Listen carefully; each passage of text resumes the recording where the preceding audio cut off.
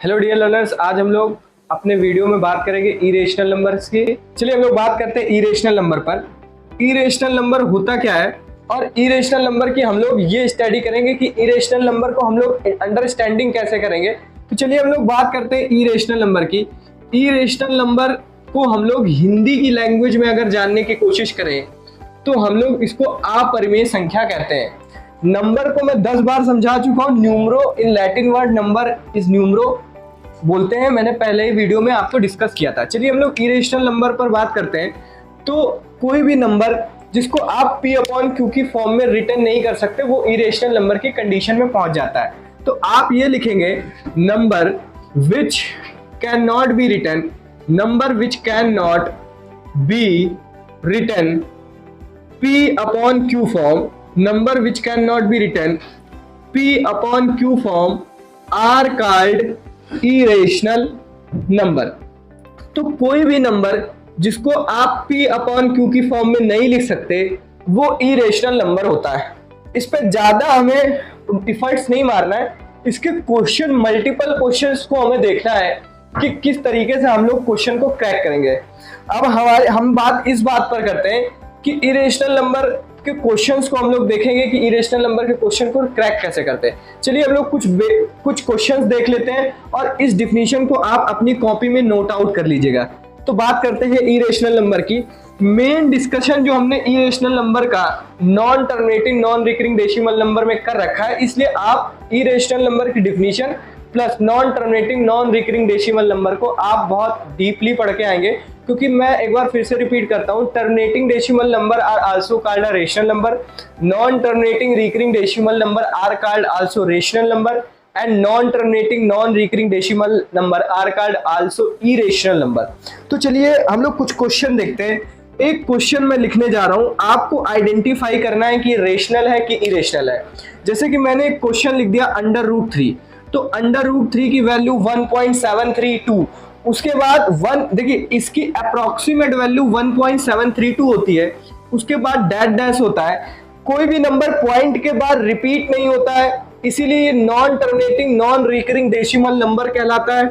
इसका decimal function जो होता है वो non terminating non recurring decimal number function कहलाता है। नॉन रिकरिंग डेसिमल नंबर का फंक्शन ये हमारा कहलाता है। तो मैं ये बात कर रहा हूं कि कोई भी नंबर, ये √3 है, it is not perfect square, it is not perfect square. तो इसलिए ये एक इरेशनल नंबर है। कोई भी √x, जैसे मैंने लिख दिया √x is not a perfect square, then √3 is said to be irrational number and √3 is 1.732। आप इसको अगर √3 को डिवाइड करने की कोशिश करते हैं, इसकी वैल्यू निकालने की कोशिश करते हैं तो रिपीट नहीं होता और non terminating non recurring decimal number होता है। आपको सीधा फंडा याद रखना है कि कोई भी नंबर जो परफेक्ट स्क्वायर होगा, रूट से बाहर हो जाएगा, एग्जिस्टेंस जिसका होगा वो रेशनल नंबर होगा और जिसका एग्जिस्टेंस नहीं होगा वो इरेशनल नंबर की कंडीशन में आता है। एक क्वेश्चन की हम लोग और बात करते हैं। जैसे मैंने एक क्वेश्चन ले लिया, आप ढंग से देखिएगा। जैसे मैंने एक क्वेश्चन ले लिया √4, क्या √4 रेशनल नंबर है? या √4 एक रेशनल नंबर है, क्योंकि √4 को हम लोग बाहर निकालेंगे तो 2 हो जाएगा और ये एक रेशनल नंबर की कंडीशन में चला जाएगा। हम एक क्वेश्चन लिखते हैं 3 + √3, क्या ये इरेशनल नंबर है? हाँ, ये एक इरेशनल नंबर है, क्योंकि रेशनल प्लस इरेशनल का एडिशन हमेशा इरेशनल होता है। इस तरीके से एग्जाम में क्वेश्चन पूछे जाते हैं। हम बेसिक चर्चा कर चुके हैं, पाई एक इरेशनल नंबर होता है, मोस्ट इंपॉर्टेंट क्वेश्चन। लेकिन मैंने इसकी भी चर्चा आपसे की है, 3.14 की चर्चा की है, और मैंने इसकी भी चर्चा आपसे की है, 22/7 की चर्चा की है RS अग्रवाल की बुक में। और कंपटीशन में पूछे जाने वाला प्रमुख क्वेश्चन, पाई एक इरेशनल नंबर है, लेकिन 3.14 भी एक इरेशनल नंबर है, क्योंकि ये एक non terminating non recurring decimal number होता है। आप कानपुर लाइब्रेरी में जाएं और उसमें देखें, एक बुक है जो 750 पेज की बुक है, 750, और उसमें 0.3 पॉइंट के बाद उस पूरी बुक में पाई की वैल्यू लिखी है और कोई भी नंबर रिपीट नहीं है, और लास्ट बुक में 2 भी कंटिन्यू लिखा है। तो 3.4 इसीलिए वहां से non terminating non recurring decimal number हुआ, और कोई भी non terminating non recurring decimal number irrational number होता है।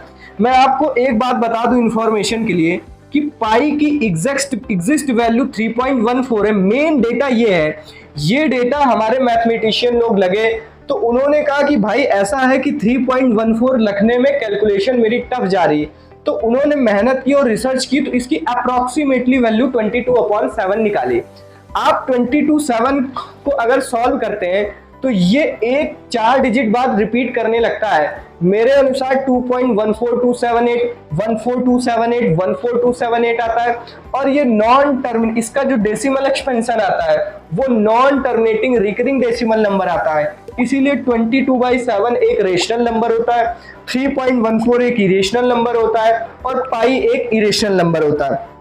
उम्मीद करता हूँ आप सभी लोग को वीडियो पसंद आई होगी, समझ में आई होगी। और वीडियो में अगर कोई भी प्रॉब्लम हो, कोई भी तरह के किसी भी तरह के डाउट्स हो, तो कमेंट सेक्शन चैट बॉक्स आपके लिए बिल्कुल फ्री है, और उस चैट बॉक्स में उसका इस्तेमाल करके वहाँ पे आप जो भी क्वेश्चन आपके डाउट्स है वहाँ पर डालिए, और उस चैट बॉक्स से क्वेश्चंस हम अगली वीडियो में क्लियर करेंगे। अगर आप इस चैनल पर नए हैं, वीडियो पर नए हैं, तो वीडियो को लाइक करके चैनल पर जरूर सब्सक्राइब कर। चलिए मिलते हैं अगली वीडियो में, तब तक के लिए bye bye and thank you.